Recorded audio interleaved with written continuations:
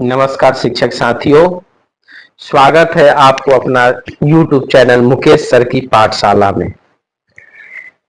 हम सभी काफी परेशान हैं कि हमारा स्थानांतरण कैसे होगा, हमारा पदस्थापन कैसा होगा, कहाँ होगा, कहाँ पर जाएंगे। उसी से संबंधित हम वीडियो लेकर के आए हुए हैं, कुछ प्रक्रियाओं को जानते हैं।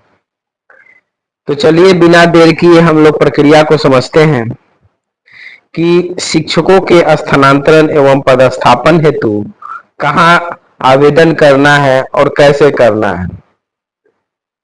तो चिट्ठी इसके लिए निर्गत हो चुका है कि हमको ई शिक्षा कोष जो पोर्टल है उस पर आवेदन करना है। ध्यान रखिएगा, हम लोग अटेंडेंस जो है वो ऐप से बनाते हैं, लेकिन हम लोगों को टीचर का जो आवेदन करना है वो पोर्टल पर करना है।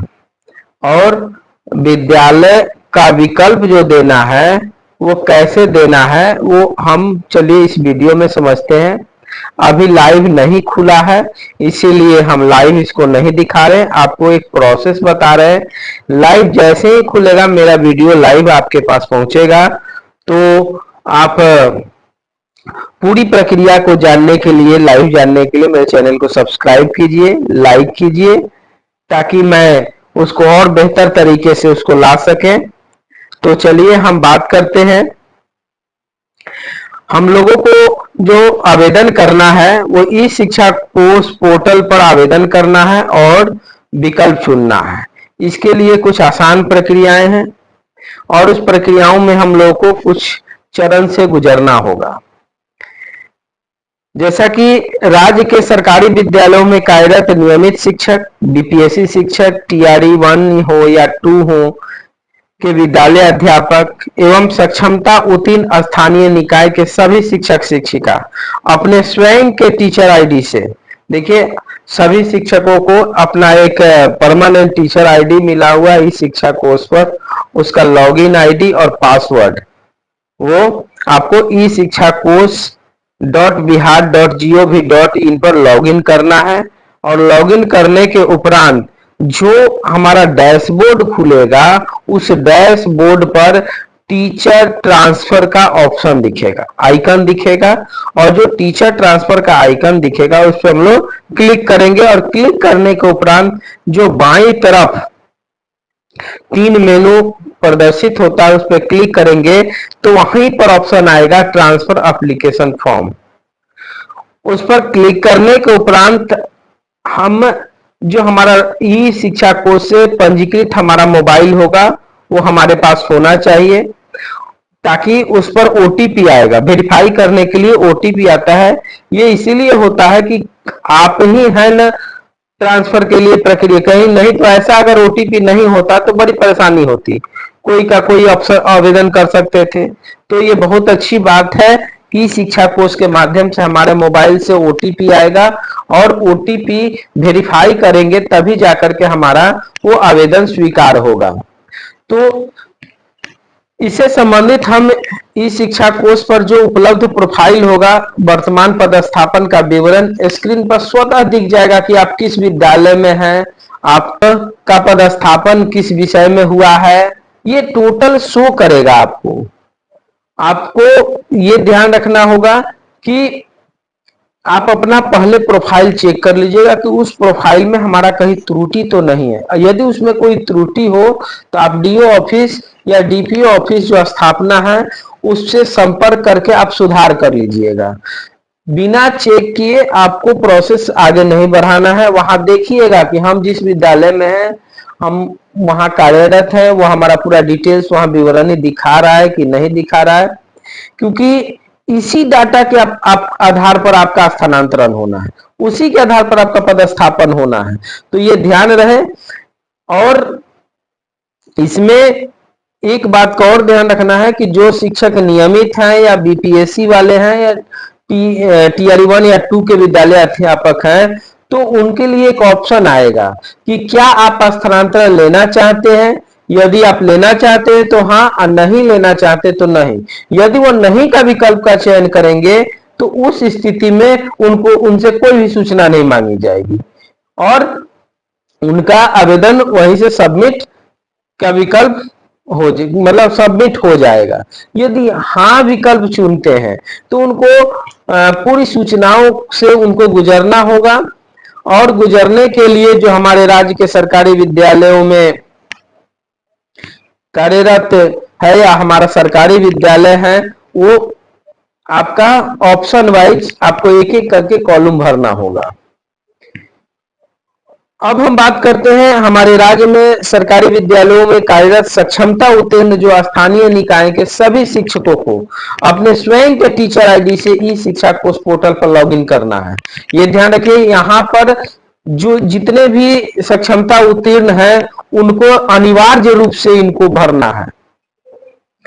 उनको विकल्प नहीं देने की स्थिति उनको नहीं माना जाएगा, उनको विकल्प देना ही होगा। यदि वो विकल्प नहीं देते हैं तो ध्यान रहे उनका पदस्थापन गृह जिला मानकर ही कहीं भी पदस्थापन कर दिया जाएगा। सक्षमता उत्तीर्ण स्थानीय निकाय के शिक्षक शिक्षिका के द्वारा लॉगिन करने के उपरांत सक्षमता परीक्षा का आवेदन संख्या एवं रोल नंबर स्क्रीन पर स्वतः प्रदर्शित हो जाएगा। आप मिलान कर लीजिए कि कहीं गलत तो नहीं है। यदि गलत हो तो फिर वही प्रक्रिया है, आपको भी डीओ ऑफिस और डीपी ऑफिस में जाकर के इसकी सुधार करवानी होगी। अब जो अगर हम फिल करते हैं तो फिल करने के उपरांत हमको जब हाँ देते हैं जो हमारे इच्छुक शिक्षक हैं कि नहीं हमको अपना ट्रांसफर लेना है, तो लेने के उपरांत उनको जेंडर, मैरिटल स्टेटस ये सब का विकल्प का चयन करना होगा, और इस चयन करने के अनुसार जितने भी हमारे मेनू में आएगा उसको सबको एक एक करके फिल करना होगा, क्योंकि सभी जो कॉलम है वो मैंडेटरी होगा। अब ये जो हमारा जो स्थानांतरण होगा वो आप का लेटर नंबर 1729 दिनांक 7/10/24 में जो अंकित का अधिमानता होगा, ऑर्डर ऑफ प्रेफरेंस होगा, उसके आधार पर चयन होगा। तो उसके आधार पर कैसे होगा, तो सबसे पहले जैसे कि हमारा उस लेटर में दिया ही है कि यदि शिक्षक असाध्य रोग या गंभीर बीमारी से ग्रसित है, दिव्यांगता या मानसिक दिव्यांगता का चयन करते हैं तो उन्हें संबंधित सूचना को प्रविष्टि करना होगा, और इसे संबंधित उनको प्रमाण पत्र या सिविल सर्जन से कार्यालय से निर्गत होकर अपलोड करना होगा। तत्पश्चात शिक्षक को गृह जिला से संबंधित सूचना को पोर्टल पर प्रविष्ट करना होगा। यदि शिक्षक या शिक्षिका विवाहित है तो पति पत्नी के गृह जिला से संबंधित सूचना को भी प्रविष्ट करना होगा। यहाँ ध्यान देना है कि यदि पति और पत्नी दोनों अगर शिक्षक शिक्षिका हैं तो उनको गृह जिला से संबंधित सूचना को प्रविष्टि करना अनिवार्य होगा। यदि शिक्षक शिक्षिका के पति पत्नी किसी सरकारी विद्यालय में शिक्षक या शिक्षिका है अथवा राज्य या भारत सरकार के पदाधिकारी या कर्मी है, उनके पदस्थापन से संबंधित सूचना को भी पोर्टल पर प्रविष्ट कर, यानी पोर्टल पे भी भरा जाएगा। यानी ये नहीं है कि शिक्षक या शिक्षिका है, अन्य सरकार कर्मी भी हैं तो उनको इस पोर्टल पर सूचना देनी होगी। अब हमको इसमें चयन क्या करना है, जैसे कि आपका विभागीय संकल्प संख्या मिल चुका है, उसमें शिक्षकों को 10 विकल्प का अवसर देना होगा। ध्यान रहे 10 विकल्प तो दिया हुआ है, लेकिन उनमें से कम 3 विकल्प देना होगा। 3 विकल्प देकर के आप छोड़ सकते हैं, और 7 विकल्प अनिवार्य नहीं है, यदि आप चाहें तो नहीं भी दे सकते हैं, 10 भी दे सकते हैं, लेकिन कम से कम आपको 3 जो है वो विकल्प देना होगा।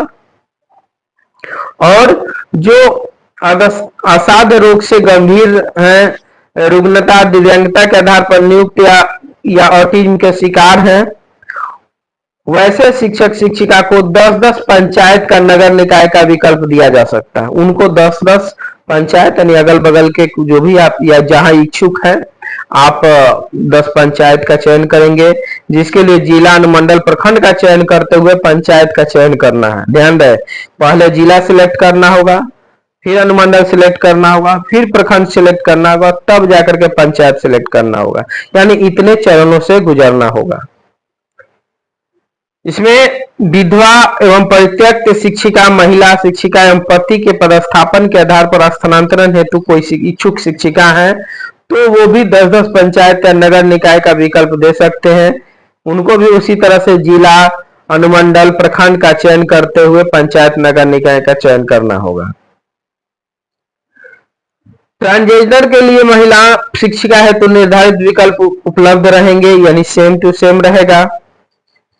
पुरुषों के लिए जो है 10-10 अनुमंडल का विकल्प दिया जा सकता है, जिसके लिए जिला का चयन करते हुए अनुमंडल का चयन किया जाएगा। एक अनुमंडल वाले जिलों के पुरुष शिक्षकों द्वारा निकटतम जिला का अनुमंडल का विकल्प दिया जा सकेगा। जैसे अभी हम सारण जिला में है तो सारण जिला से संबंधित अगर बगल के अनुमंडल हमारे यहाँ 3 है, अगर चाहते हैं सिवान में हो जाए, आपका आरा में हो जाए, मुजफ्फरपुर हो जाए, पटना हो जाए, वहां भी आप निकटतम जिला अनुमंडल का विकल्प दे सकते हैं। और जब हम प्रविष्टियां यानी जब हम इनपुट करेंगे उस समय सेव ड्राफ्ट बटन क्लिक पर फॉर्म से बाहर आप करके निकल सकते हैं, यानी सेव कर सकते हैं। सेव करने के लिए पूर्व से भरे गए सूचनाओं को पुनः भरने की आवश्यकता नहीं होगी, यानी कि जो भरिए आप उसको सेव करते जाइए। ये एक जो वीडियो है आपको एकमात्र समझाने के उद्देश्य से बनाया गया है। जब इसका लाइव खुलेगा तो हमारा वीडियो एक लाइव भी आपके पास जाएगा। अब आगे है तत्पश्चात जो शिक्षिका द्वारा एक स्व घोषणा स्क्रीन पर दिखेगा, एक सेल्फ डिक्लेरेशन होगा, उसको आप को चेक बॉक्स टिक करके सबमिट करना होगा। जैसे ही सबमिट करेंगे तो एक ओटीपी आएगा और ओटीपी वेरीफाई करना होगा। वेरीफाई करने के बाद अंतिम रूप से वो सबमिट हो जाएगा। सबमिट होने पर आपके स्क्रीन पर 2 विकल्प होंगे, एक व्यू एप्लीकेशन, एक मॉडिफाई एप्लीकेशन। व्यू एप्लीकेशन पर आप क्लिक करके जो जो आप फिल किए हुए हैं उसको एक बार देख लीजिए। यदि आपको उसमें कहीं भी गलती है तो आप मॉडिफाई एप्लीकेशन पर जाकर के आप उसको सुधार सकते हैं।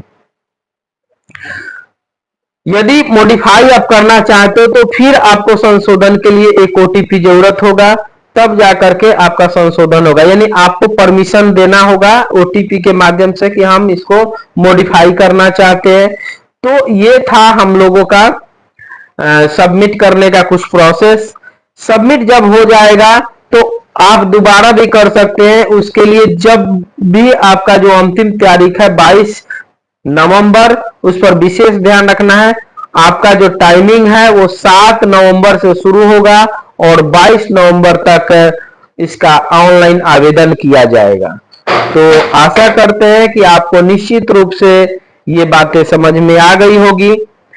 आ गई है तो इसका लाइव वीडियो के लिए, प्रोसेस के लिए आप मेरे चैनल को सब्सक्राइब कीजिए ताकि आपको लाइव वीडियो इसका मिल सके। तब तक के लिए आपका छोटा भाई मुकेश सर की पाठशाला में आपका हार्दिक स्वागत है। धन्यवाद।